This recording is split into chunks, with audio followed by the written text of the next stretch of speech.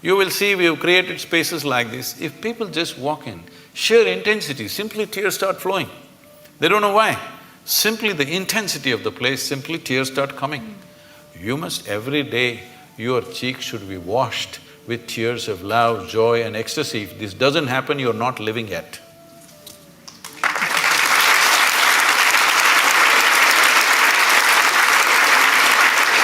Sadhguru, we've just got a few more minutes left, but I wondered, I mean, it was such a beautiful thought that you just left us with, but I wondered if there was some final thought or a mantra or something that you can leave our audience with before they go home.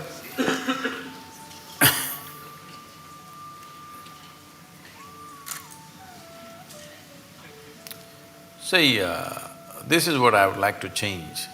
To learn ABC, just 26 alphabets in English language. If you come to Tamil language, 212 alphabets, at least it's complicated.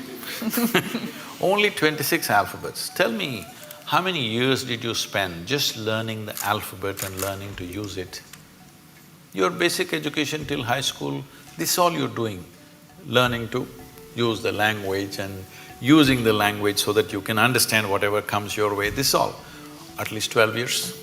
12 years you spent, one solar cycle that's called in yoga. One solar cycle you spent just to learn a language, to communicate with people. But to transform your life, you want a 2-minute mantra.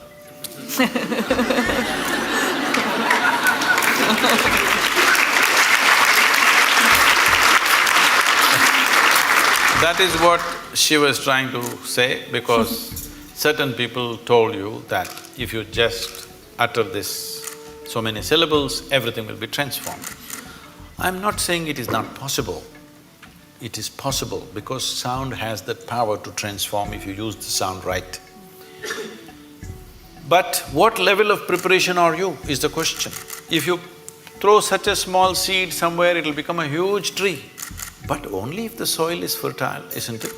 If you put it here on this platform, will it grow?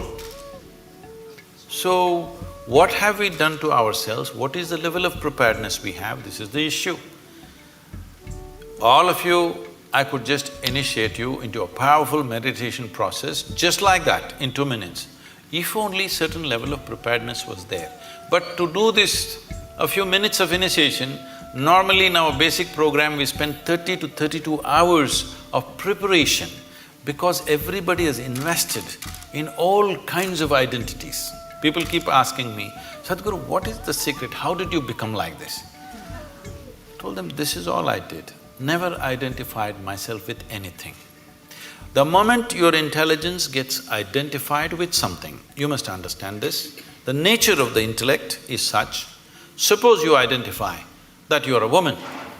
Now your intellect keeps on doing rounds around that, protecting this gender all the time. Now you say, I'm English.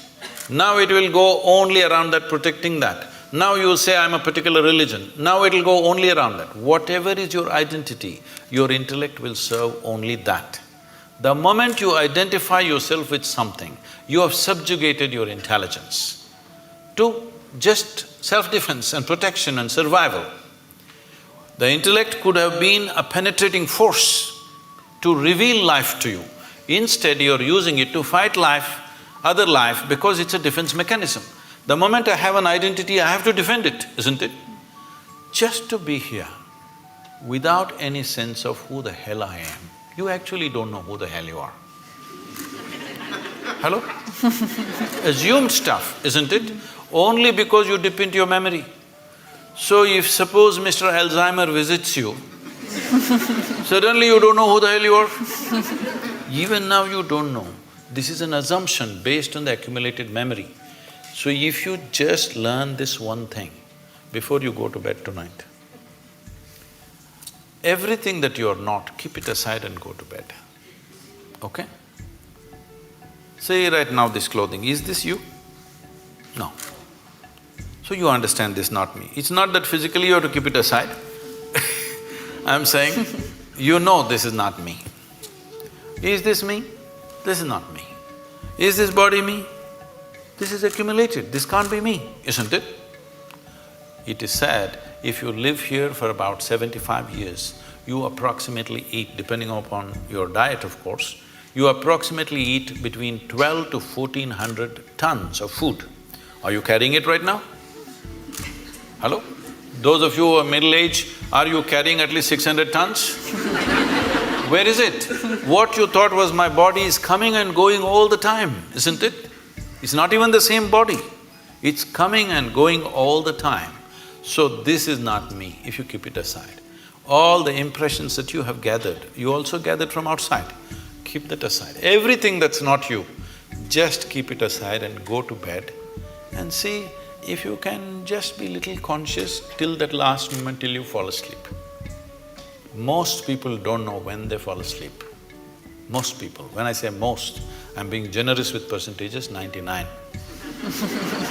If you make a little effort, just a little effort, a few days, if you make an effort to stay conscious till you fall asleep, you will see you will wake up like a newborn baby every day.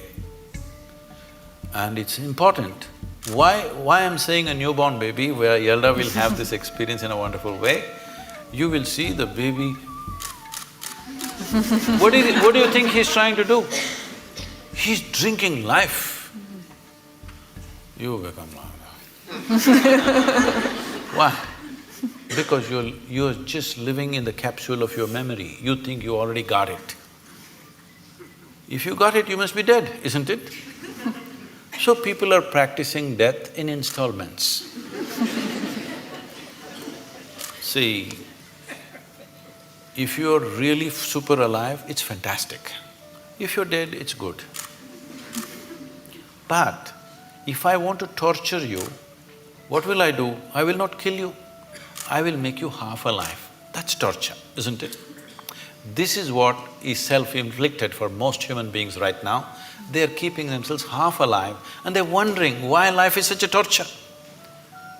I just asked a simple question about a year and a half ago when I was in London.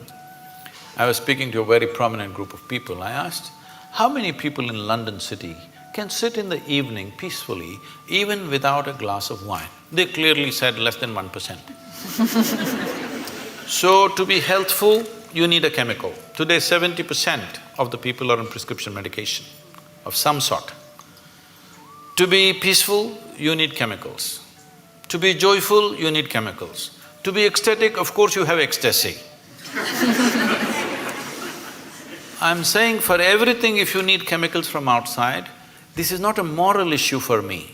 The concern is this, if 90% of the population is doing chemicals to be healthful, joyful, peaceful, everything, the next generation that you produce will be less than you.